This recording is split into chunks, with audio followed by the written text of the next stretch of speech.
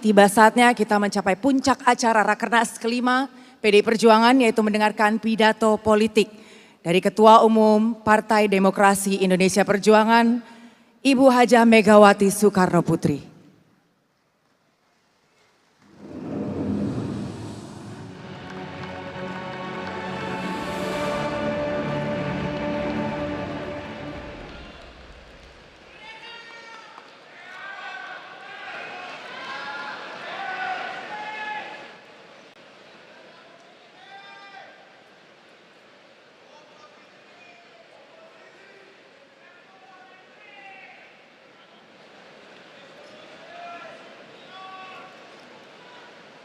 Hadirin sekalian, kita beri tepuk tangan yang paling meriah untuk Ketua Umum kita, Ibu Megawati Soekarno Putri.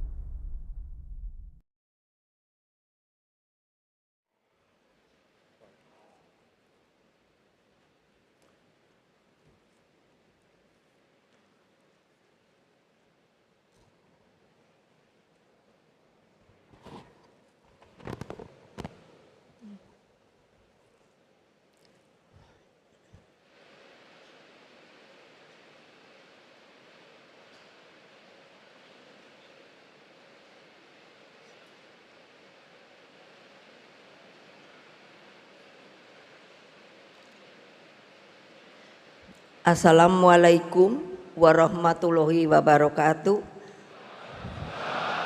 Salam sejahtera untuk kita semua. Shalom, Om Swastiastu, Namo Buddhaya, salam kebajikan, Rahayu. Dengan segala hormat, karena kebetulan saya juga menjadi Ketua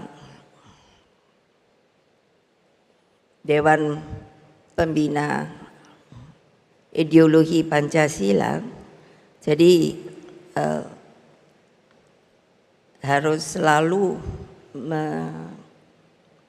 mensosialisasikan, yaitu yang telah disetujui, selalu mengucapkan kalau saya begini seharusnya berdiri, tetapi juga tetap saja untuk duduk. Nah, nanti disambut juga dengan salam Pancasila. Tentu sebelumnya saya ingin mengucapkan banyak terima kasih kepada para tamu-tamu yang sangat saya hormati, dan tentunya anak-anakku yang sudah datang. Khas PDI Perjuangan, bagi para tamu itu kalau mau tahu, PDI itu kalau boleh datang itu maunya semua juga mau datang, tetapi saya kan bilang terus tempatnya mau di mana. Jadi hanya yang datang kali ini adalah mereka yang tentunya di dalam struktur itu yang pada mewakili. Tentu yang kami ingin sampaikan adalah rasa hormat dan terima kasih. Sayangnya Pak Mardiono tidak bisa hadir, tapi diwakili oleh Bapak Rusli Effendi, Wakil Ketua Umum, lalu Bapak Dr. Usman Sabta, Ketua Umum Hanura, Bapak Haritanu Sudipyo, Ketua Umum Perindo, Lalu saya harus mengatakan, karena saya waktu mereka bertiga itu minta pada saya, kalau kami yang lucu bilangnya begini, Ibu, kalau kami koalisi enggak bisa.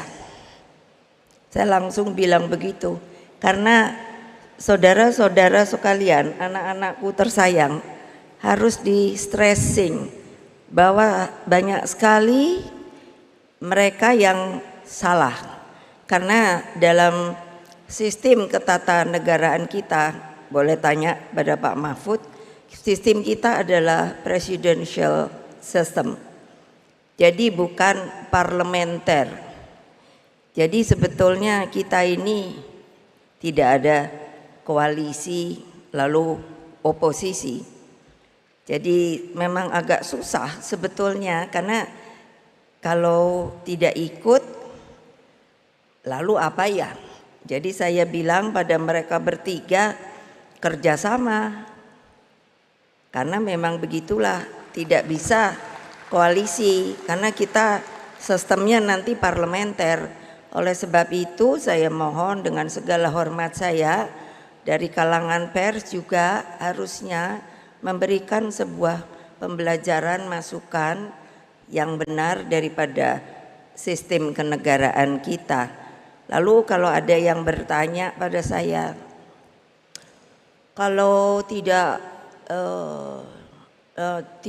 ikut, tidak ini, ya itu artinya ya tidak ada bersama-sama. Jadi semua pada diam.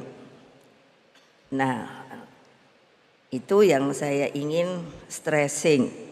Beliau bertiga, dan setelah pemilu pileg presiden, beliau juga bertiga mengatakan pada saya, karena saya juga bertanya bahwa ini pilpres sudah dinyatakan selesai, tetapi tentu saya ingin menanyakan Bapak bertiga bagaimana? Saya masih terus mau ikut sama PDI Perjuangan. Untuk itu saya tentunya sangat berbesar hati dan mengucapkan beribu-ribu terima kasih, karena sebetulnya harusnya begitulah tata krama yang namanya di negara kita ini. Lalu ada seorang senior partai, sudah lama enggak pernah muncul. Partainya dulu kami itu PNI, itu kakak saya. Dulu kami kuliahnya di Bandung. Saya di Pajajaran, kakak saya di ITB. Tapi akibat tahun 65, saya enggak tahu kenapa kita terus enggak boleh kuliah. Jadi kakak saya itu Bapak Guntur Soekarno Putra. Sekarang mulai tambah cerewet. Kenapa? Karena dari dulu saya suka bilang pada beliau, saya bilang mentang-mentang sudah kader inti. Kalau dulu di PNI ada kaderisasi, dan yang paling tinggi adalah kader inti. Tapi saya masih keroco. Jadi selalu mesti begini, mesti begitu.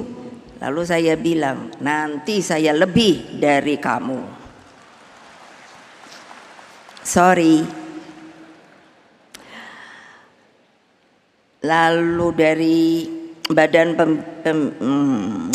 Pembinaan Ideologi Pancasila, selalu dengan penuh semangat, terima kasih sekali Pak Jenderal Purnawirawan Bapak Tri Sutrisno.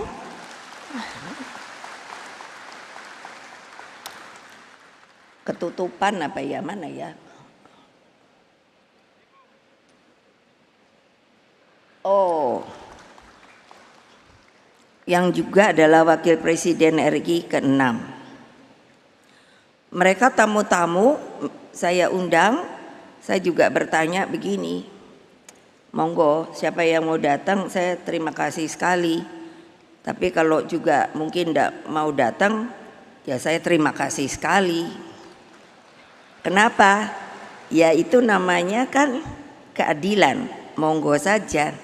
Kalau orang Jawa bilang monggo kerso, ternyata Pak Tri selalu ngikut saya. Lalu ada ini pasti galak dulunya, Mayor Jenderal Purnawirawan Wisnu Bawo Tenayan. Ini orang Bali dan juga di BPIP. Karena kenapa saya bilang galak? Karena tadinya beliau di Kopassus. Saya ajak ke BPIP kok mau ya. Alhamdulillah. Lalu ada Romo Beni Susetio, ada ya? Di mana ya?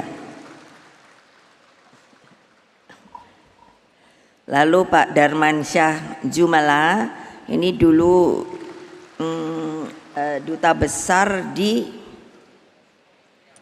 Austria. Profesor Ermaya Suradinata dulu pernah jadi di STPDN. Lalu Pak John Piris, salam Pancasila. Kepala BPIP Profesor Yudian Wahyudi dan Wakil Kepala BPIP Mbak Rima Agristina. Lalu ini saya panggilnya Opa. Dulu jadi ajudan bapak saya, yaitu Bapak Sidarto Danusubroto. Itu mau ulang tahun ke-83 ya? 88. Terus ada Pak Yan Farid, dulu juga jadi ketua umum P3. Sama P3 itu kan dulu waktu PDI itu suka bareng-bareng.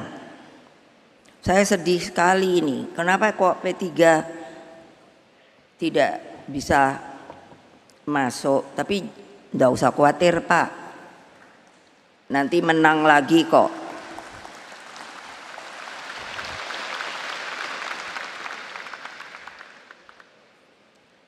Lalu menteri, ini para menteri, lalu ada Menteri Pariwisata Ekonomi Kreatif Pak Sandiaga Uno,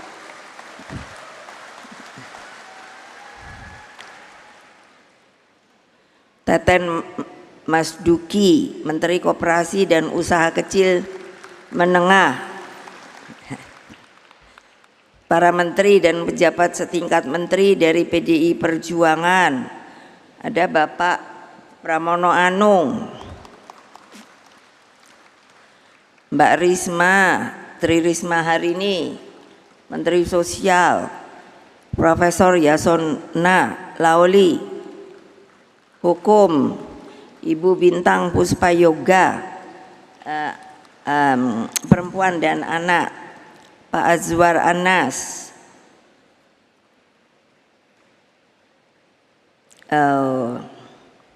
Pan RB, Hasto Wardoyo,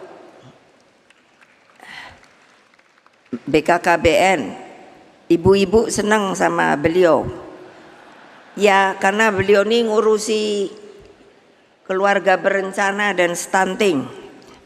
Dan yang terakhir Hendrar Prihadi, saya suka lupa, susah banget ininya. Jadi dan tentunya tidak akan lupa, yaitu banyak sekali juga para tokoh masyarakat sipil, pers, para purnawirawan TNI Polri. Ada Pak Andi Wijayanto, mana dia ya? Oh itu di sana. Pak Andi Wijayanto itu putranya Pak Theo Safei Dulu ada di PDI sampai PDI Perjuangan. Terus ada Pak Andika Perkasa.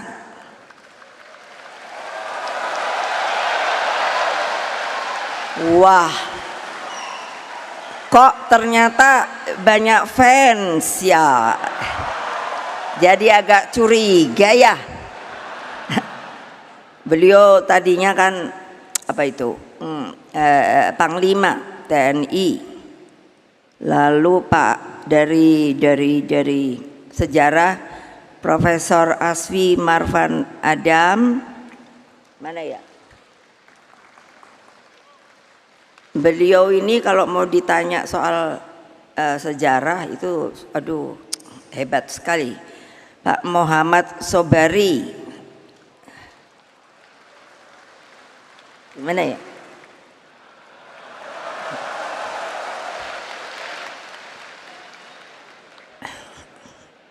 Udah ini saya bilang jangan kolusi ya. Sudah bolak-balik maunya ikut ke BPIP Pak Muhammad Sobari ini. Tapi saya suka kalau beliau masuk karena orangnya sangat apa ya, matang dan tegas. Lalu Pak Rudi S. Kamberi, Petrus Haryanto, dan aduh ini banyak sekali. Nah, di ini mana ini? Terus kalau di kita ada Mbak Puan.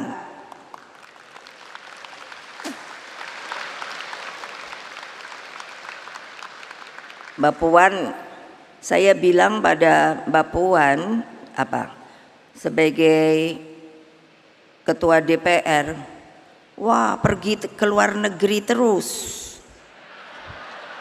Tapi itu kerja loh, bukannya jadi turis. Jadi saya kalau beliau pamit kemarin ikut di Bali, lalu kapan itu ke Meksiko. Jadi terus saya bilang gantianlah sama saya deh yang jadi anggota ketua DPR. Kamu yang jadi ketua umum.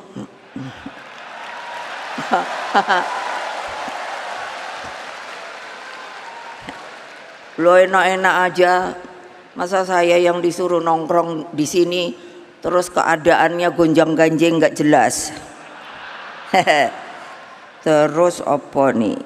Dan tentunya seluruh jajaran DPP, DPD, DPC partai dan teristimewa anak-anakku yang kusayangi yang berada di akar rumput,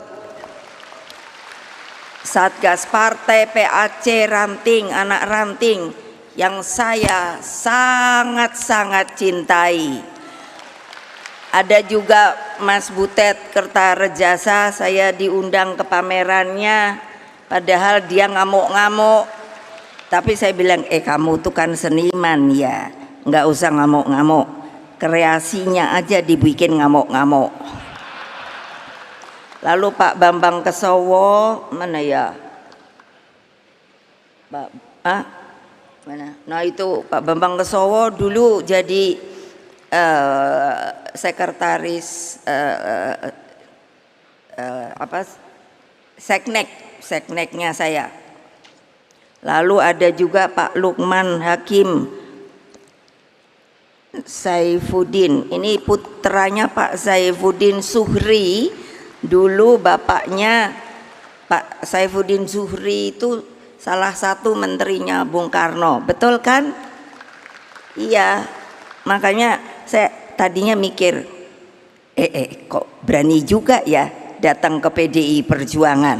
Oh iya, bapaknya teman bapak saya. Siapa lagi? Ternyata sudah. Dan semua yang telah hadir, yang tentunya telah memberikan support kepada PDI Perjuangan selama ini, sehingga tentunya merdeka, merdeka,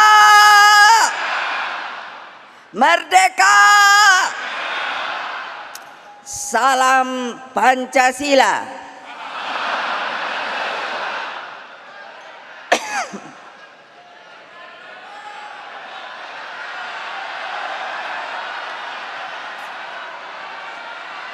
Opo?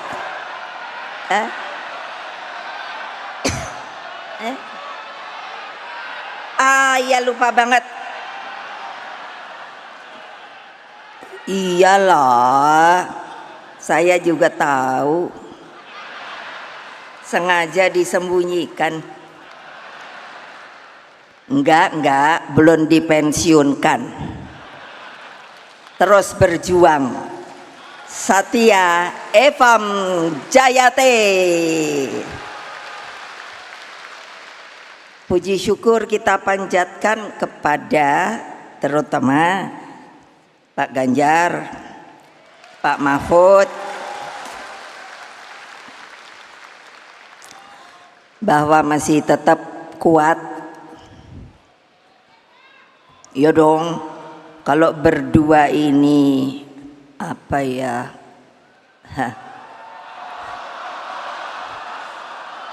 Lemes. Ya biar saya teriak-teriak ya gimana ya. Mudah-mudahan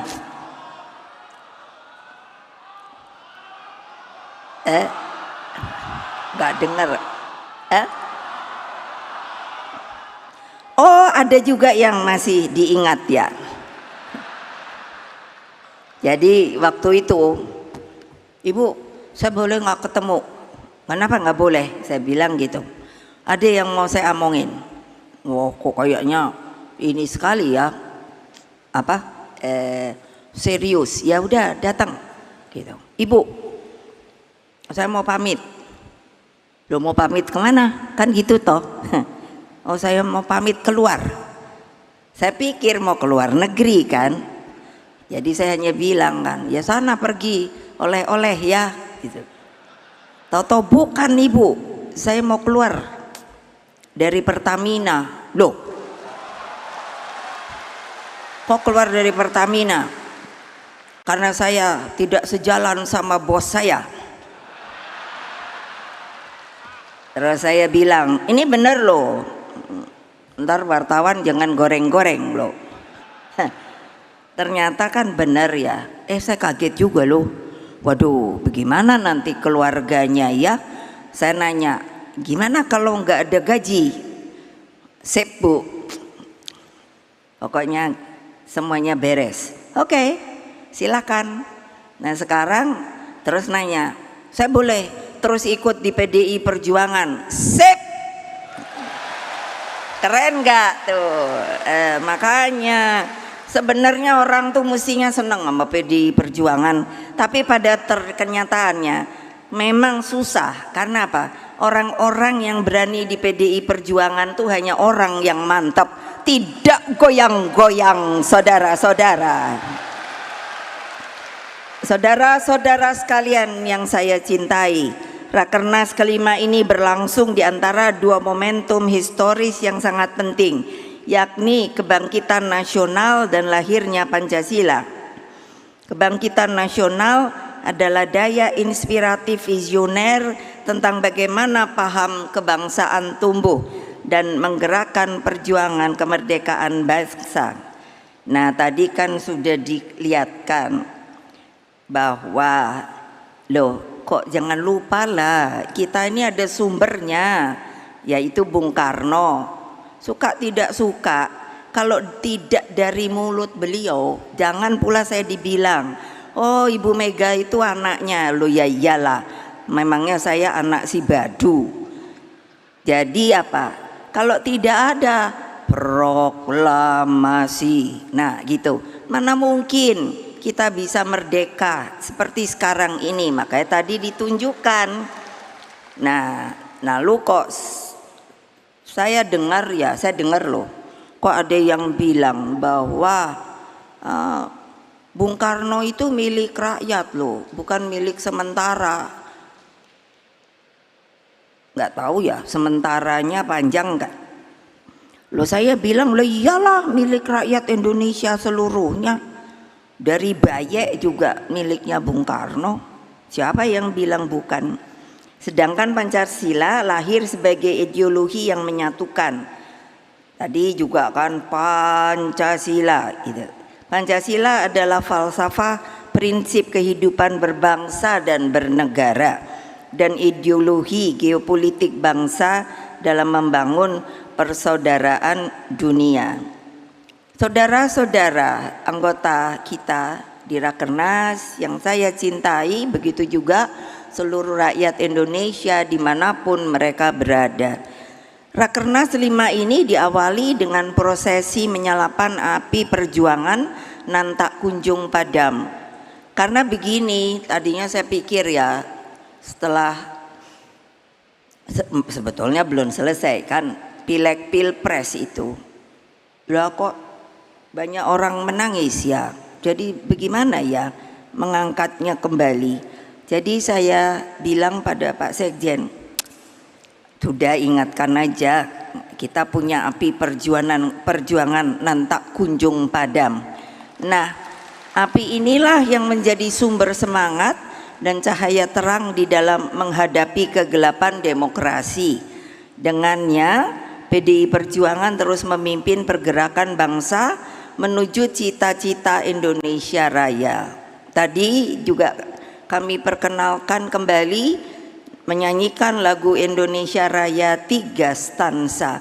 Kalau ternyata kalau kita mau meresapi luar biasa yang namanya Pak Wage Rudolf Supratman bisa menguntaikan kata-kata yang mengimajinasikan bahwa Indonesia Raya itu seperti itu ternyata. Dengan api perjuangan ini kita sebagai partai pelopor selalu bersikap optimis karena besarnya kekuatan akar rumput yang menopang kita sebagai partai. Karena itulah selaku ketua umum partai dan atas nama PDI Perjuangan kami mengucapkan beribu-ribu terima kasih kepada seluruh rakyat Indonesia yang dengan penuh semangat dan kecintaannya selalu mendukung PDI Perjuangan hingga tetap berdiri tegak, tetap menjadi pemenang pemilu legislatif 3 kali berturut-turut. Tidak apa-apa, tadi kan ada banteng penuh panah. Ya saya bilang nggak apa-apa kok, kita tahan banting kok. Berani apa tidak? Takut apa tidak? Berani apa tidak? Takut apa tidak?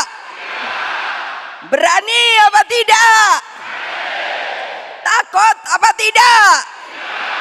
Nah gitu dong, berani.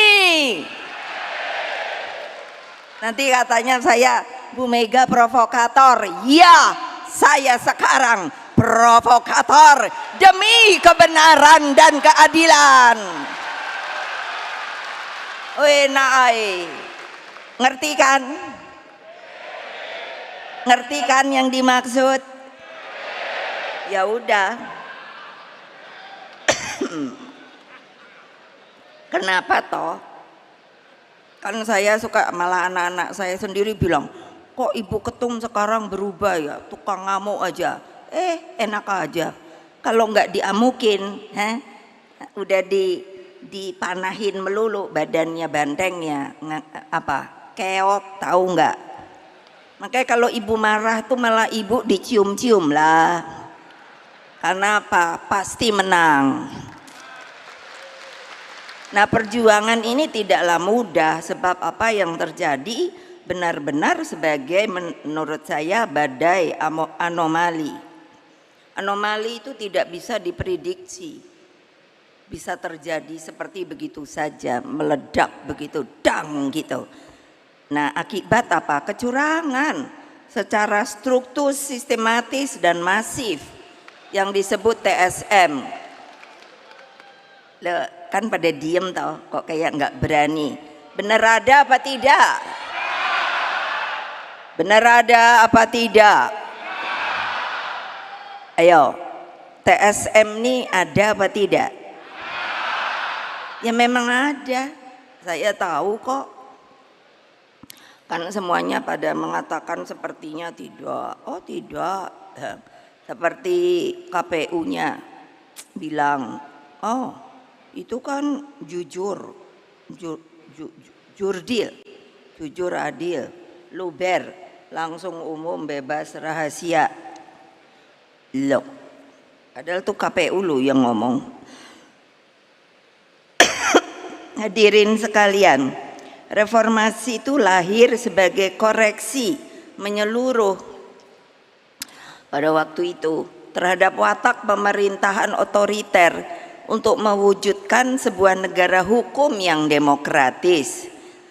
Dalam proses ini, partai politik, pers, supremasi hukum, sistem meritokrasi, dan pemilu yang jurdil harus hadir dalam sebagai satu ekosistem demokrasi. Dalam masa kepemimpinan saya sebagai Presiden kelima Republik Indonesia, reformasi telah memisahkan TNI dan Polri. Kedua lembaga negara ini dituntut profesional, melepaskan dirinya dari dwi fungsi ABRI dan bersikap netral dalam setiap pesta demokrasi. Jadi saya jadi ingat ketika menjadi selaku mandataris MPR terakhir, saya menerima penugasan untuk memisahkan TNI dan Polri. Pada waktu itu suasana kebatinan saat itu berangkat dari kenyataan bagaimana namanya waktu itu Angkatan Bersenjata Republik Indonesia selama Orde Baru digunakan sebagai mesin politik melalui fungsi sosial politiknya. Pemisahan ini jangan lupa loh, ini keputusan MPR loh, tab MPR-nya ada, dilakukan sebagai kehendak rakyat. Dalam proses itu saya berharap agar TNI dan Polri dapat belajar dari para seniornya. Jadi bukan mau sombong, mau keren. Saya ini memang benar anak presiden. Jadi saya kenal Pak Jenderal Sudirman.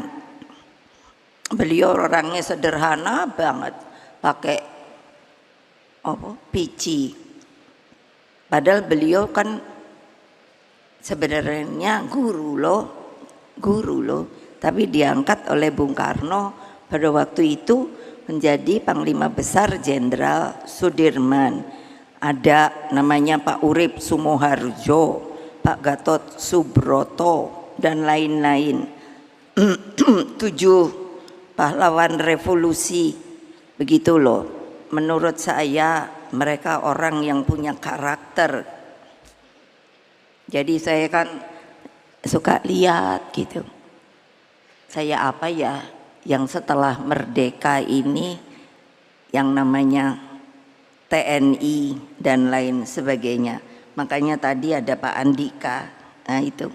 Saya suka bilang, saya panggilnya Dik gitu. Dik, yang namanya TNI ki ngopo kok kayak gini ya? Gimana sih? Ya nanti dah kita ngomong.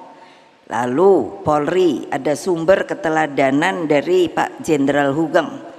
Pak Hugeng itu hidupnya sederhana, dia sahabat saya. Betul, rumahnya itu di jalan, sekarang ganti nama, dulu apa ya namanya? Jalan apa itu? Siapa yang tahu ya? Ya betul, Jalan Madura. Sekarang jalan apa ya, lupa saya. Saya sering ke rumahnya, karena apa? Putrinya sahabat saya. Jadi senang ngobrol dan lain sebagainya. Terus kenal sama ibunya. Beliau senangnya kan nyanyi Hawaiian. Terus sangat-sangat menurut saya Kapan polisi bisa seperti Pak Hugeng lagi ya? Betul. Nah, yang saya kaget adalah ketika beliau meninggal. Jadi dengar dari putrinya, mereka pindah ke daerah selatan ya. Itu rumahnya itu rupanya masih milik polisi tadinya, rumahnya loh yang di Jalan Madura itu. Yang lucunya waktu saya tinggal di rumah ibu saya itu di Kebayoran Jalan Sriwijaya, kalau saya mau ke Jakarta itu suka berpapasan dengan Om Hugeng, saya panggil itu pakaian lengkap polisi, jenderal, bintang, terus apa coba? Naik sepeda. Saya kan jadi berhenti ya. Om, ngapain? Kok mau ke kantor? Kan kantornya di Jalan Trunojoyo. Om, ngapain kok naik sepeda? Orang pakaian jenderal nanti diomongin orang loh. Loh, ini namanya jenderal merakyat. Oh, gitu ya. Iya benar, nanti dia kalau ketemu masih ada beca, ntar kalau ada tukang beca berhenti deh, saya liatin aja gitu. Terus saya juga bertanya lagi, kapan ya polisi sekarang ini itu tidak mengintimidasi rakyatnya sedikit-sedikit. Kalau ini terus diintimidasi loh, terus nanti pasti ada yang, oh Ibu Mega fitnah. Enggak, saya ngomong gitu aja, orang memang ada buktinya lah, tapi kan saya diem aja. Tapi kan kita ini bukan rakyat Indonesia, warga negara Indonesia. Yes, partai kita ini Pak Mahfud sah apa tidak? Sah apa tidak? Nah sah kan? Lah kok kita di TSM, betul apa tidak? Ayo mikir. Lo ya lo. Jadi kan ini gonjang-ganjingnya ya anomali no. Masa TNI Polri dibawa lagi ke politik praktis sebagaimana kita rasakan dalam Pilpres yang baru saja berlalu. Saya tuh sedihnya ya gitu, kok saya ini presiden ketika pemilu langsung pertama loh, bertanggung jawab berhasil loh. Loh iya loh kok sekarang pemilunya langsung tapi kok jadi abu-abu gitu. Sudah direkayasa. Itu kurang apa loh? Semuanya berkata civil society, ahli hukum dan lain sebagainya. Kok sepertinya nggak ada yang akan bilang, oh ya betul, bukan begitu seharusnya. KPU-nya juga diam, Bawaslu-nya nggak ada suara. Jadi kan saya mikir, masa saya ndak boleh bersuara? Saya boleh dong bersuara. Katanya kita ini negara demokrasi, menjalankan demokratisasi. Untuk apa ada reformasi? Kalau reformasi sekarang menurut saya kok sepertinya hilang atau dalam sekejap. Dulu reformasi kan menempatkan nepotisme, kolusi dan korupsi itu sebagai musuh bersama. Dan oleh sebab itu lahirlah Komisi Pemberantasan Korupsi. Itu juga saya loh yang buat. Heran loh, yang barang bagus-bagus tapi sekarang dipergunakannya menjadi tidak bagus. Kenapa ya? Itu kesalahan siapa ya? Nah begitu loh, makanya aduh nih Mahkamah Konstitusi juga sama. Kenapa? Bisa diintervensi oleh kekuasaan. nampak jelas melalui keputusan terhadap perkara nomor 90 yang menimbulkan begitu banyak antipati. Ambisi kekuasaan, sukses mematikan etika, moral, dan hati nurani hingga tumpang tindih kewenangannya dalam demokrasi yang sehat, terlebih dalam sistem politik dalam sebuah negara kesatuan yang berbentuk republik. Seharusnya hanya ada satu lembaga di tingkat nasional yang memiliki fungsi legislasi.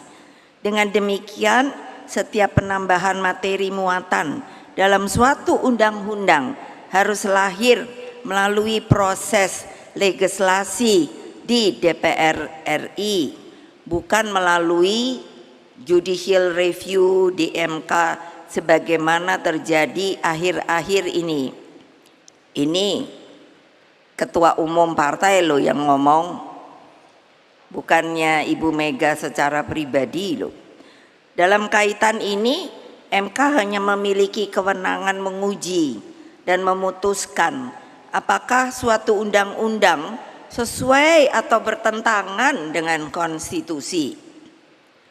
MK itu ya saya yang mendirikan loh. Coba bayangkan, kok barang yang saya bikin itu digunakan tapi tidak dengan makin baik. Waktu saya presiden tuh banyak loh. Nanti kalau saya beberin semua, nanti ada yang bilang, oh Ibu Mega sombong banget. Enggak. Sampai waktu saya mendirikan, saya sangat ingat, saya minta dicarikan tempatnya. Wah, tahu-tahu mau enggak tahu di daerah mana. Saya bilang, enggak, ini sebuah mahkamah konstitusi yang harus berwibawa. Hakim-hakimnya mesti punya karakter kenegarawanan sehingga dapat mengayomi seluruh hak-hak rakyat yang ada di dalam kedaulatan rakyat kita di yang namanya di negara kesatuan Republik Indonesia. Coba, makanya sampai saya cari-cari, akhirnya dapat keren tempatnya, yaitu yang saya bilang masuk di dalam ring 1 istana. Apa artinya? Dia adalah tempat yang harus dijaga. Ring 1 istana itu saya tahu adalah tempat-tempat yang memang harus dijaga. Artinya supaya apa? Dia berwibawa, nggak gampang-gampang.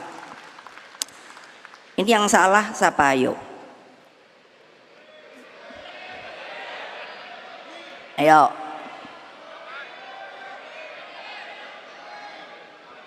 Mbok kalau jadi partai, katanya partai itu kita solid bergerak. Mbok kalau teriak tuh semua gitu tuh, what gitu loh.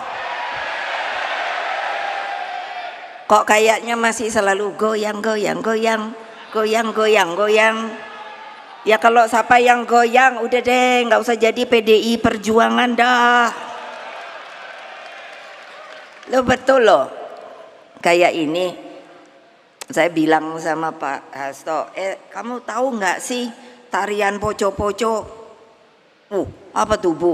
Asik loh. Dulu saya sama Bung Karno suka nari poco-poco, tek gitu. Keren. Tapi terus saya bilang sama bapak saya, kenapa mundur maju ya Pak? Kok kamu sampai mikir begitu? Lah ya kan maju mundur maju mundur gitu. Nggak usah mundur deh Pak, maju terus pantang mundur. Gawat deh Republik Indonesia ini. Ya saya sampai tidak ada lagi apa ya, hati yang bisa menjadi terbuka loh. Sampai nulis loh. Sampai saya bilang seorang warga negara bernama Megawati Soekarno Putri, lalu dengan bagian dari pecinta pengadilan yang namanya amicus curiae, Coba kurang apa ya? Terus agar setiap ketukan palu Hakim MK benar-benar menjadi palu emas bagi tegaknya konstitusi dan demokrasi, bukan palu godam kegelapan yang seperti terjadi saat ini. Ya diem aja tuh. Nggak usah teriak merdeka deh. Sekarang mikirnya piye? Gini loh, supaya nggak kejadian gini lagi gitu loh. Ini nanti istilahnya itu bisa jadi replikasi. Replikasi apa? Oh, kalau bisa begini seperti yang sekarang kejadian, oke. Makanya bisa nanti yang 5 tahun lagi dibegitukan lagi. Wah, bayangkan Indonesia apa nggak makin bubrah ya? Ayo, gimana? Makanya mikir. Nah, nggak usah ngelawan-ngelawan. Aku suka bilang juga sama Pak, juga aku seneng kan namanya sekjen, bukannya Hastonya yang suruh datang tiap 2 hari sekali loh, lapor ke ketua umum gitu, galak aku. Terus aku cuman bilang gini, anak-anak iki lho semangat gede tapi orang mikir tok, bolak-balik lawan. Lah yang sebelah sono ada bedile lho. Nah kene mau pakai opo ayo? Ayo. Cobain. Makanya udah pakai omongan we. Itu tadi ada ini sopo namanya tuh, ntar dulu Pak Aiman tadi datang dia. Loh, orang ngomong kok malah terus dipanggil toh. Lah saya ya bilang loh. Loh, makanya ngapain takut? Nah saya bilang kok ini sama Pak Lauli Menko Kumham, kebetulan dari PDI Perjuangan. Saya bilang, awas lo ya, kamu Kumham lo, kalau enggak belain rakyatmu, aku copot dah. Tadi di mana ya? Di koran. Sekarang jadinya hukum tuh jadi apa ya? Nah itu yang siapa yang menjawab? Pemilu ini sering dinyatakan sebagai pemilu loh paling buruk dalam sejarah demokrasi loh. Pernyataan ini banyak disuarakan oleh para akademisi, para tokoh masyarakat sipil, guru besar, hingga seniman, budayawan. Namun hal yang begitu menyedihkan saya adalah terjadinya pengingkaran terhadap hak kedaulatan rakyat itu sendiri. Makanya saya tadi nanya, PDI Perjuangan tuh sah apa tidak? Ya Pak Mahfud aja yang ahli hukum bilang sah. Lah orang daftar ke KPU diterima terus sah, boleh tekan tuk, boleh mengikuti pemilu. Lah kok kene sing dikuyo-kuyo. Hal ini dibuktikan melalui praktek penyalahgunaan kekuasaan dengan menggunakan sumber daya negara demi kepentingan elektoral. Intimidasi hukum terjadi atas nama kekuasaan. Berbagai kerusakan demokrasi inilah yang disoroti oleh Profesor Arif Hidayat, Profesor Zaldi Isra, dan Profesor Eni Nurbaningsih melalui dissenting opinion mereka. Saya senang banget masih ada yang berani menyampaikan dissenting opinion, jadi berbeda. Ini baru pertama kalinya loh terjadi dalam sejarah sengketa Pilpres. Lah sekarang kok MK-nya dikutik-kutik. Itu loh, ayo semuanya pada mikir deh. Dengan realitas tersebut menjadi perenungan kita bersama. Bukankah ketika gagasan pemilu presiden dilaksanakan secara langsung, seluruh asumsi yang ada saat itu berangkat dari hipotesis bahwa kecurangan yang sifatnya terstruktur, sistematis dan masif mestinya tidak akan mungkin terjadi. Namun seluruh asumsi tersebut ternyata terbukti itu bisa dijungkir balikan. Itulah yang saya sebut kondisinya anomali. Orang nanti bisa saja berkata begini, kenapa kok hanya ibu sendiri sih yang repot ngomong-ngomong begini? Kenapa partai lain tidak? Ya, saya bilang, oh itu bukan urusan saya, tapi saya sebagai seorang warga negara yang mempunyai hak, maka saya tadi nanya, apakah ada hak? Ada. Saya termasuk yang warga negara yang berada di dalam kedaulatan rakyat tadi. Nah, dengan demikian mau diapakan sekarang? Karena kita adalah organisasi partai politik. Organisasi partai politik itu beda dengan organisasi lainnya yang seharusnya memberikan pembelajaran, pengetahuan. Makanya kalau saya marah, kamu harus turun ke bawah, bertemu dengan akar rumput, bonding dengan dia, mengajarkan hak-hak dia. Lalu kamu harus melihatkan kepada dia apa artinya kekuasaan di tangan rakyat itu. Makanya lah kok pada diem ya. Ya saya ngomong aja dah. Sebagai warga bangsa kalau ini. Karena apa, saya nggak terima bagian daripada warga negara Indonesia yang berada di dalam sebuah organisasi politik yang bernama Partai Demokrasi Indonesia Perjuangan. Mengapa dibedakan dengan lainnya? Sepertinya kita ini orang yang bukan warga negara Indonesia, dibuat dengan cara-cara sistematis, terukur dan masif untuk bisa hanya sebenarnya secara prosedural dan formal. Kekalahan ini untuk dibuktikan bahwa ini adalah telah dipergunakan sebagai hak rakyat yang tapi sebenarnya salah, 1000% salah, karena tidak dijalankan secara jujur dan adil, saudara-saudara. Kenapa sih mbok biarin aja gitu loh, ya tanding wae ngono lho. Kok pakai aduh, kalau saya lihatnya gila deh.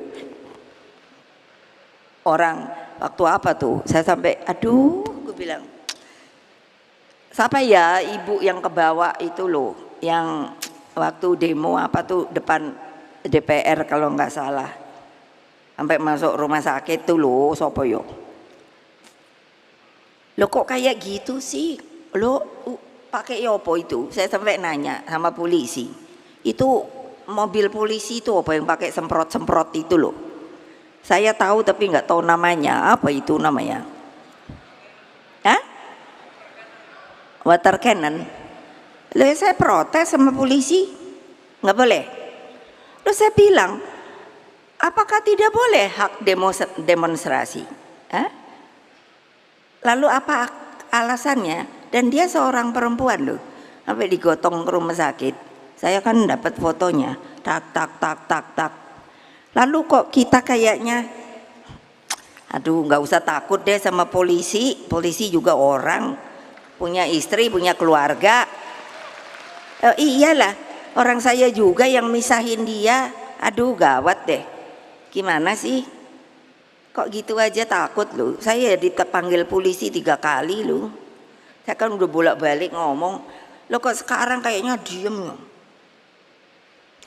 Saya ketawa sendiri. Ini yang salah benernya polisinya atau kitanya nih, sampai takut mau polisi doang. Jadi kan nih kebalik-balik kan republik ini. Coba tahu. Ayo, saya mau nanya, ini ada Mbak Puan, yang jadikan polisi itu sopo? Keputusannya ada di mana? Ayo, nggak ada yang tahu. Tuh ada jauh di mana tuh ngomong DPR. Loh iya loh, DPR itu apa toh? Dewan Perwakilan Rakyat loh. Loh kok kayaknya terus udah gitu. Dewan Perwakilan Rakyat Republik Indonesia. Kok udah gitu bagiannya bolak-balik. Sampai saya tuh mikir loh, ini mau diapain sih Republik ini? Gitu loh. Kalau nggak ada yang cocok sama saya juga nggak apa-apa.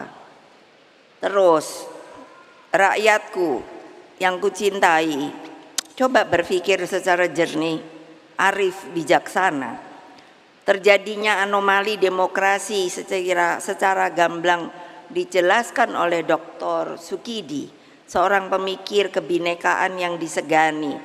Sosok cendekiawan ini menjelaskan fenomena kepemimpinan paradoks yang memadukan populisme dan Machiavelli hingga lahirlah watak pemimpin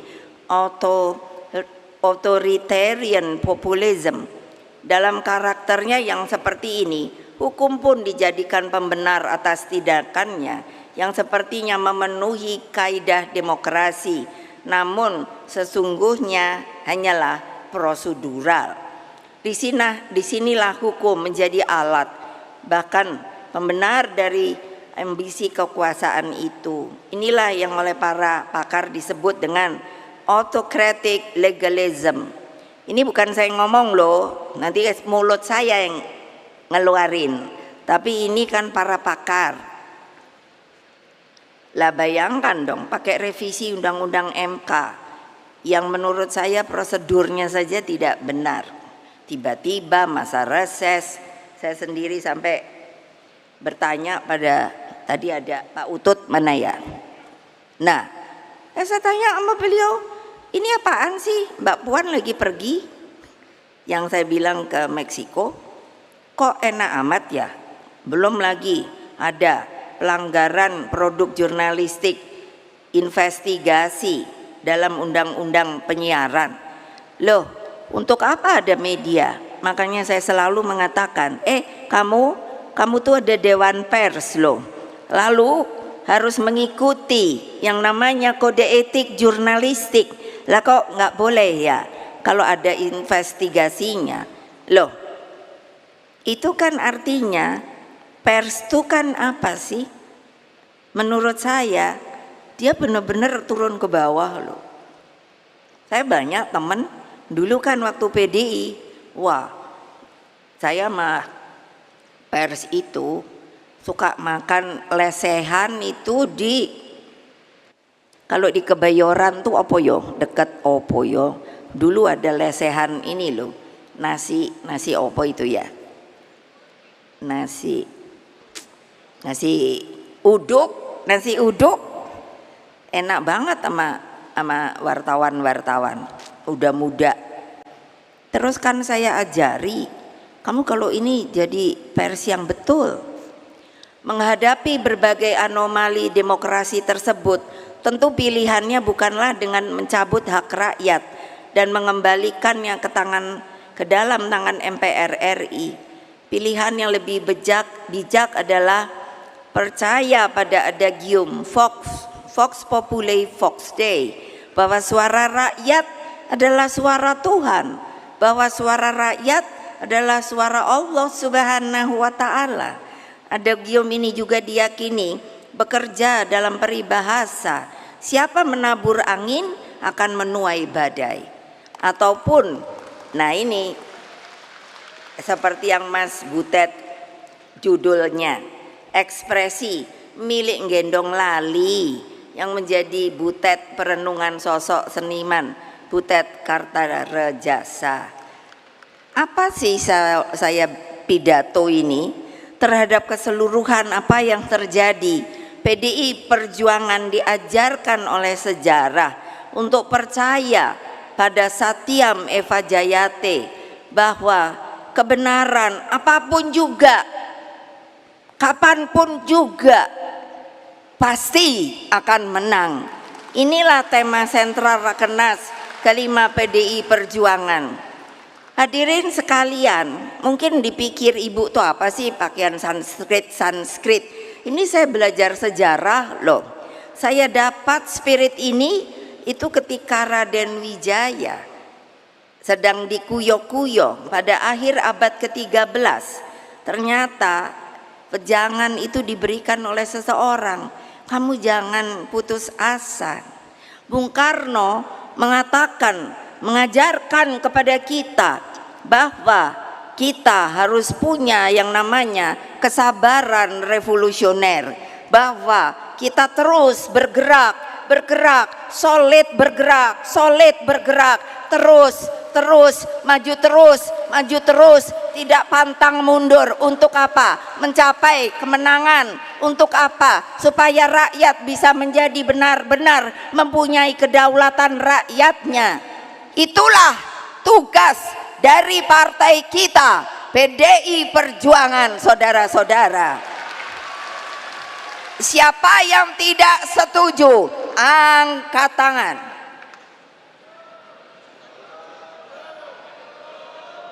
Kan selalu separoh-separoh. Siapa yang tidak setuju, angkat tangan. Apa artinya? Kalau nggak setuju, sebagai ketua umum di sini saya mengatakan, keluar kamu. Tidak perlu ikut dengan partai kami, karena partai kami adalah partai yang mempunyai keteguhan dan kesabaran yang luar biasa. Siapa yang nggak mau ngikut? Ya iyalah, udahlah, nggak usah zona nyaman melulu.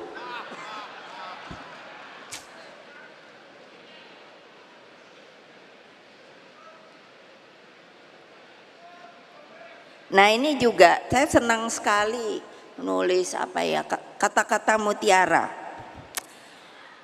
Lah berarti bukan Raden Wijaya saja loh yang ngomong seperti ini. Iya, ini pesan politik kebenaran yang juga dapat diambil dari keteladanan Nabi Muhammad Sallallahu Alaihi Wasallam. Apa coba? Beliau mempunyai seorang teman, sahabat. Terus menurut ceritanya itu yang saya baca, dia hidup paling miskin namun sangat berbahagia, yakni Abu Dzar Al-Ghifari. Rasulullah berpesan, kulil haqqa walau kanna muran. Apa artinya? Sampaikan kebenaran apapun, meskipun itu pahit, kamu tetap akan bahagia. Coba bayangkan, itu Nabi kita loh. Jadi jangan tidak percaya bahwa kebenaran itu ada, dan kebenaran itulah yang paling suci. Nah ini lagi ada. Siapa yang ngomong? Itu Zenit. Nah, bilang apa? Kebenaran itu pasti suci di atas segalanya. Wah saya senengnya banget. Aduh. Apa yang saya omongkan pasti benar. Jadi mereka itu yang gak keruan-keruan itu pasti akan nanti terbakar oleh kebenaran yang nanti ada dari api Merapen yang kita ambil untuk menunjukkan bahwa ada api abadi yang membawa kebenaran, bahwa yang tidak benar itu akan terbakar. Keren kan? Keren. Iya, karena nggak ada yang berani ngomong kayak gini. Ya udah, mulutnya ibu aja yang ngomong. Alah iyalah. Nah gini, Siddhartha Gautama, ada 3 hal yang tidak bisa disembunyikan. Keren deh. Apa? Matahari, bulan, dan kebenaran. Aduh seneng banget aku dengerin kayak gini-gini. Jadi kebenaran dalam politik inilah jalan terhormat yang kita pilih. Kita tidak pernah bergeser dalam keyakinan ideologis, termasuk keteguhan dalam menjaga konstitusi. Meski tubuh banteng moncong putih ini terluka di sana sini, tapi aumannya, gerangannya tetap terdengar ke seluruh Indonesia. Merdeka!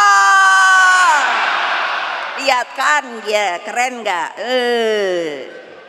Ada aja. Makanya kalau udah nggak mau ikut PDI Perjuangan, out. Lo iya lo, kita nih tahan banting. Kenapa? Karena itu mereka tuh rakyat itu dari dulu sampai sekarang. Bu, kalau saya waktu anggota DPR, Bu, kapan ya Bu? Kan di Jawa Tengah, jadi saya juga bisa bahasa Jawa kan. Bu, kapan Bu Gusti Allah niku maringi Ratu Adil nggih? Lah nopo Pak? Ratu Adil tuh orang yang betul ngayomi, memberikan keadilan kesejahteraan bagi mereka. Nah, jadi apa? Lah saya bilang, iku percaya apa ora? Karo Gusti Allah. Inggih. Lah, tapi kok enggak datang ya? Ora. Engko teko. Yakin? Nggih. Yakin? Nggih. Yakin? Nggih. Hakul yakin. Hakul yakin. Hakul yakin. Wah, dia tepuk tangan coba. Ai gila dah. Itu kalau turun ke bawah, tahu nggak? Kalau ke akar rumput, siapa yang nggak turun ke bawah? Angkat tangan. Nah, semuanya pasti nggak berani. Padahal ibu tahu siapa yang nggak turun ke bawah. Udah bilang sama Hasto, ini mestinya yang nggak turun ke bawah ini pecatin aja toh. Masih banyak mereka yang mau ikut sama PDI Perjuangan. Aduh. Nah ini lagi, ini bayangin Pak Dr. Sindunata, aku baca aja, hebat banget.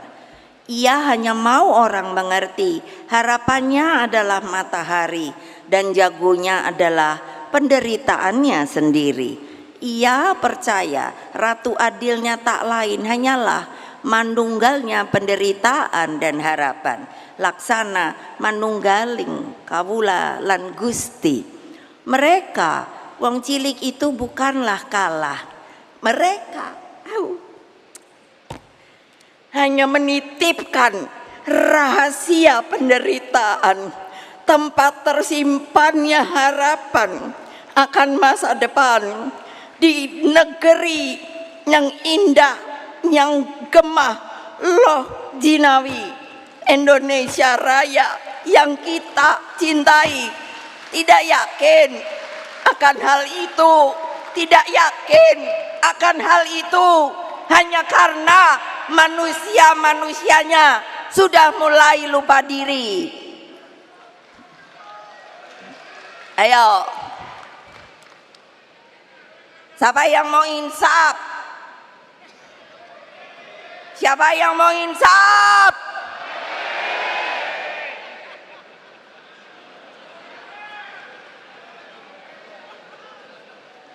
Saudara-saudara sekalian, rakyat Indonesia yang saya cintai dan banggakan dengan tulus, ikhlas, sudah menjadi tugas sejarah kita untuk tidak pernah berhenti berjuang, mengangkat harkat dan martabat para petani, buruh, dan nelayan.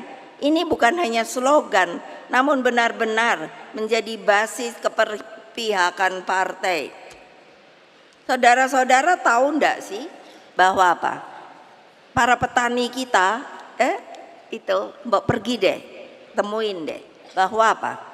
Mereka itu sekarang karena nggak merasa anak-anak mudanya tidak bisa memberi harapan kehidupan, maka nggak ada loh, mulai berkurang yang mau jadi petani, yang ada adalah tua-tua. Lalu bagaimana kalau nggak ada makanan karena nggak ada yang mau membuat, yaitu pertanian dan lain sebagainya. Apa mau impor terus? Padahal importnya juga, negara pengimportnya itu bukannya juga nanti mikir, wah nanti kalau kekurangan gimana dong, gitu loh. Namun pengalaman juga mengajarkan bahwa sebagai partai politik kita tidak bisa luput dari kekurangan. terlebih ketika kita berada di pusat kekuasaan. 9 tahun telah dilalui dengan berbagai dinamika politik. Begitu banyak tarik-menarik kepentingan terjadi. Bahkan jabatan menteri pun yang ibu dengar nih sekarang ini sudah mulai pada rebutan deh. Ketika menghadapi krisis multidimensi, saya lebih memilih membentuk kabinet yang ramping dengan jumlah menteri 33, tapi bersifat zaken kabinet, kabinetnya yang profesional. Jadi benar, the right man in the right place. Terbukti krisis dapat diatasi dan seluruh hutang terutama dengan International Monetary Fund dapat dilunasi. Pertanyaan saya, ayo mikir, utang kita ini gimana cara bayarnya? Ayo mikir loh. Jangan enak-enakan tidur loh. Ayo ibu-ibu itu, kayak apa kalau terjadi? Gimana? Ya silakan.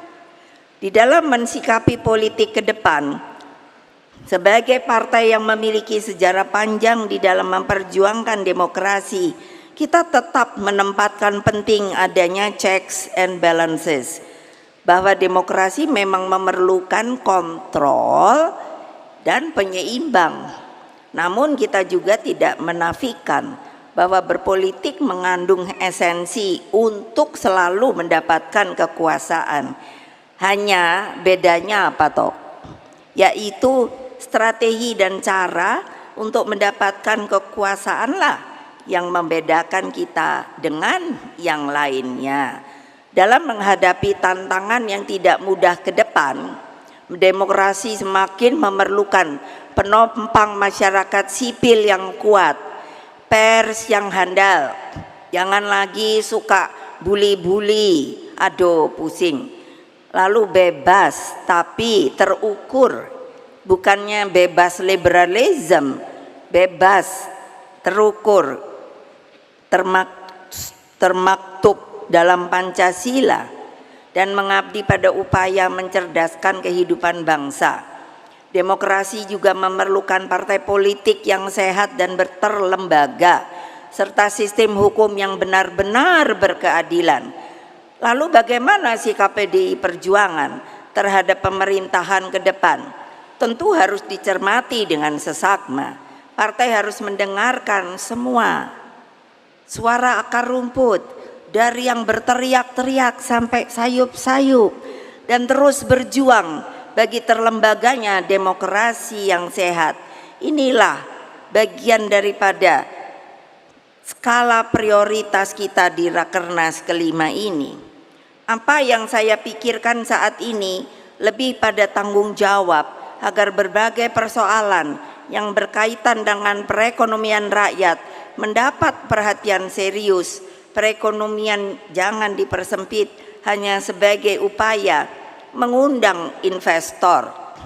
Perekonomian bersentuhan dengan hak rakyat untuk mendapatkan pekerjaan, penghidupan yang layak, ketersediaan pangan dengan harga yang terjangkau, dan bagaimana merancang jalan Indonesia yang tentunya dapat berdiri di atas kaki sendiri. Saya sebagai Ketua Dewan Pengarah yang namanya BRIN, Badan Riset Inovasi Nasional, bayangkan saudara-saudara sekalian, dalam setengah tahun saya dalam memerintahkan untuk melihat yang namanya tumbuhan kita itu setengah tahun, 6 bulan, itu sudah masuk jumlahnya 2 jutaan lebih, dan ini mungkin akan terus dari lumut sampai pohon besar. Apakah itu bukan potensi bahwa kita sebenarnya benar dapat berdiri di atas kaki sendiri, mempergunakan kekuatan kita, bukan hanya menadahkan tangan kepada orang luar Bukannya saya anti investor, tidak. Tetapi kerjakan dulu yang ada di dalam negeri. Baru kalau sekiranya kita tidak bisa, maka kita dengan harga diri dan terhormat meminta untuk teman-teman kita yang berada di dunia luar. Itu namanya apa? Kehormatan sebagai sebuah bangsa, saudara-saudara. Toh ini enggak. Apa sih bisa berdirinya tuh? Berdiri di atas kaki sendiri. Sudah saya bisa lihat kedaulatan pangan, energi, kesehatan, apalagi keuangan, hingga pendidikan yang mendorong loncatan kemajuan karena penguasaan pada ilmu, pengetahuan, teknologi, dan kehandalan riset dan inovasi. Urusan pendidikan sekarang, saya aja ngelihat korannya aja pusing. Kenapa sih? Nggak ada Pak hitungan bahwa kalau untuk anak-anak yang tidak berpunya, negara itu harus membiayai. Kenapa sih kok kayak enggak ada? Semuanya dimahalkan. Anak-anak kita yang akan menggantikan kita, terjadi regenerasi. Mengapa saya selalu marah untuk PDI Perjuangan menjadi partai pelopor? Karena saya berkeinginan sepanjang Indonesia Raya ini ada, yang telah diserahkan oleh para pendiri bangsa kepada kita, kita pun Partai Demokrasi Indonesia Perjuangan akan tetap ada untuk bisa juga abadi seperti negara Republik Indonesia yang kita cintai. Masa enggak terbakar ya? Kalau ngomong kayak gini nih, kayaknya hanya ala ibu ngomong begitu doang. Nggak ada namanya gerak di dalam jiwa kita, bahwa itulah sebetulnya anugerah dari Allah Subhanahu wa Ta'ala, bahwa kita telah menjadi insan manusia warga negara dari sebuah negara terjajah menjadi negara yang merdeka dan berdaulat. Kok sekarang keadaannya baru mau 79 tahun merdeka, keadaannya baru yang namanya reformasi aja. Apakah harus ada reformasi? Ayo jawab. Ya, gimana sih? Apa sih yang kalian pikirkan? Gitu loh. Jadi apa? Menghadapi tantangan perekonomian tersebut, Rakernas 4 partai harus menjadi suluh perjalanan bangsa. Partai harus menyiapkan agenda strategis masa depan.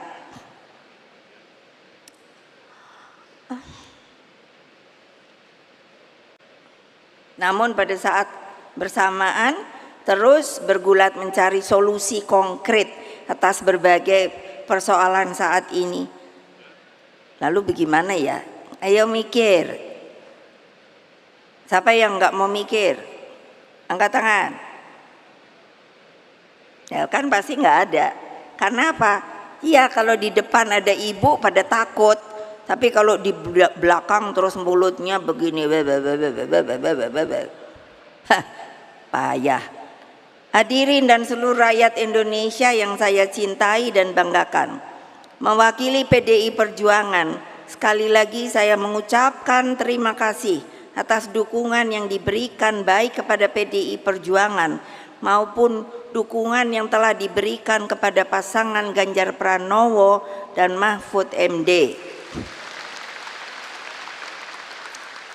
Kasihan loh, aku kan kalau sekarang ketemu orang nggak tahu tuh untuk menyenangkan atau sebetulnya nggak benar. Ibu, kenapa ya kok Pak Ganjar, Pak Mahfud kalah ya? Padahal saya tuh nyoblosnya itu Pak Mahfud sama Pak Ganjar loh. Ya mana saya tahu, kenapa kamu nggak jaga? Aku bilang gitu. Orang rasanya juga sampai kita tungguin loh. Ya tanya sana, sama yang bikin TSM. Terima kasih juga saya sampaikan kepada rekan seperjuangan dari Partai Persatuan Pembangunan, P3, Perindo, dan Hanura, serta seluruh relawan yang telah begitu setia berjuang. Kasihan loh kalau lihat angkatan yang apa namanya, sukarelawan dari angkatan tuh apa namanya itu, forum penyelamat. Nah, forum penyelamat reformasi dan demokrasi. Saya kan ketemu, aduh semangatnya masih tinggi, padahal udah mulai tua-tua kayak saya juga. Terus kalau saya tanya, semangat dong ya, siap ibu, keren tuh Dika, mana dia? Bapak-bapakmu itu keren-keren, kamu jangan loyo loh. Pak Andika nih dianya kesang sama PDI Perjuangan loh. Sekarang dianya KTA-nya PDI Perjuangan loh. Asal jangan balelo aja kapan-kapan ya. Biarin dah kedengeran sama semua nih. Ai gawat deh. Terus apa lagi nih ya? Udah tinggal satu lagi. Aduh, percayalah tidak ada perjuangan yang sia-sia. Bung Karno menegaskan, bapak saya itu kan senang banget teriak-teriak. Mungkin lama-lama saya juga kayak dia teriak-teriak melulu. Jadinya selalu kan kayak tadi itu kan, waduh kalau udah dengerin, tapi rakyatnya kok seneng ya. Jadi Bung Karno bilang, for fighting a nation, there is no journey ends. Bersatu kita teguh, bercerai kita runtuh, habis gelap terbitlah terang. Semoga Allah yang Maha Kuasa meridhoi perjuangan kita. Wassalamualaikum warahmatullahi wabarakatuh. Om Santi, Santi, Santi Om, Rahayu. Merdeka! Merdeka! Merdeka! Salam Pancasila. Kita pasti menang. Kita pasti menang. Kita pasti menang. Makasih. Demikian pidato politik dari Ibu Megawati Soekarno Putri. Kepada yang terhormat Ibu Haja Megawati Soekarno Putri, mohon izin untuk tetap berkenan di atas panggung.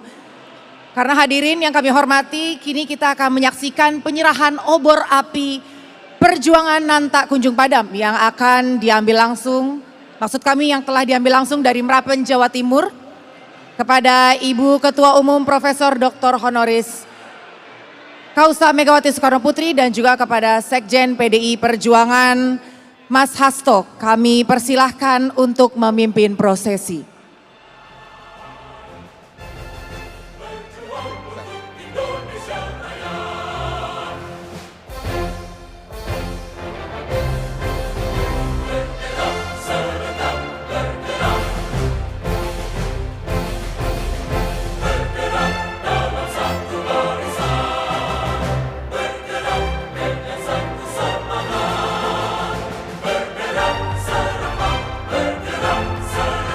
Api nan tak kunjung.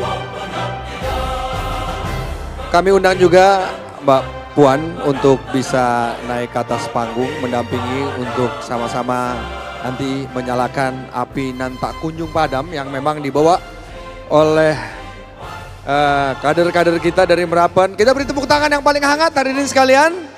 Inilah dia. Pak Oli Dondo Kambe, kami persilakan juga untuk bisa naik ke atas panggung.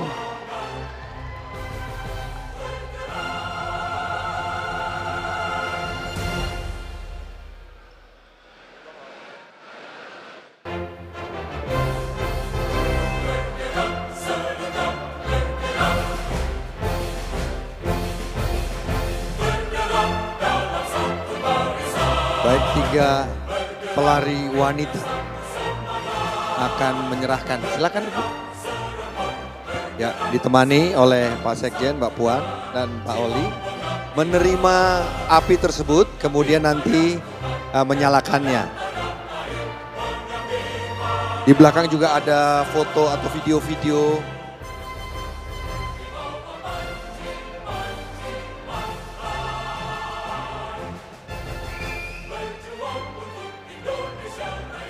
Baik, sudah ada di posisi, nanti akan...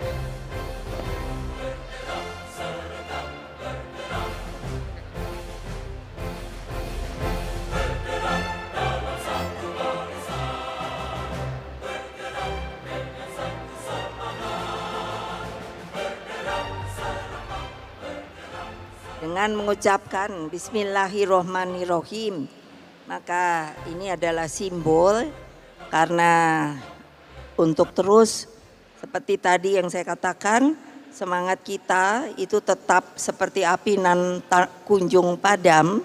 Ini api dibawa dengan berlari berapa hari ya? 4 ya. Itu dari Merapen. Dan ini nantinya akan tetap dinyalakan untuk ditaruh di tempat kita di sekolah partai.